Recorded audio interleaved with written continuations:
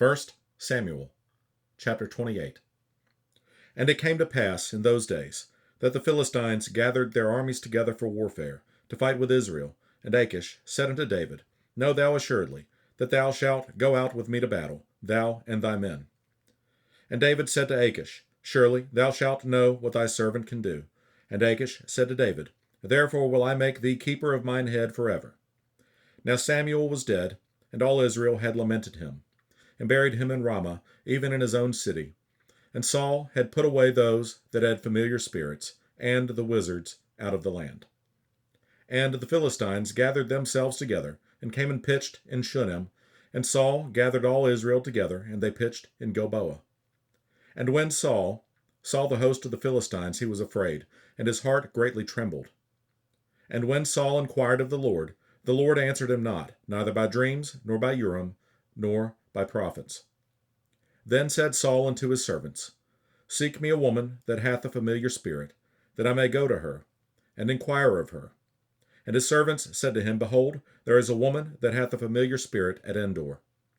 And Saul disguised himself, and put on other raiment. And he went, and 2 men with him, and they came to the woman by night. And he said, I pray thee, divine unto me by the familiar spirit, and bring me him up, whom I shall name unto thee. And the woman said unto him, Behold, thou knowest what Saul hath done, how he hath cut off those that have familiar spirits, and the wizards out of the land. Wherefore then layest thou a snare for my life, to cause me to die? And Saul sware to her by the Lord, saying, As the Lord liveth, there shall no punishment happen to thee for this thing. Then said the woman, Whom shall I bring up unto thee? And he said, Bring me up Samuel. And when the woman saw Samuel, she cried with a loud voice, and the woman spake to Saul, saying, Why hast thou deceived me? For thou art Saul. And the king said unto her, Be not afraid, for what sawest thou? And the woman said unto Saul, I saw gods ascending out of the earth.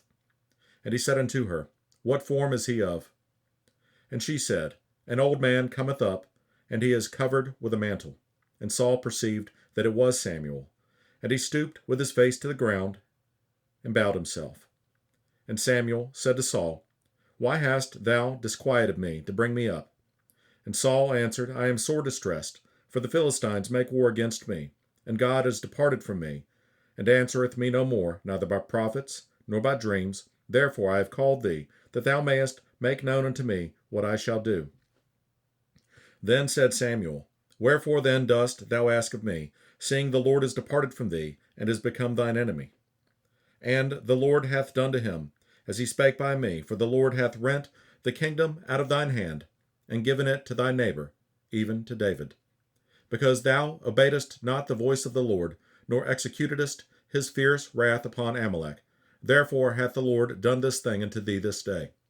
Moreover, the Lord will also deliver Israel with thee into the hand of the Philistines, and tomorrow shalt thou and thy sons be with me.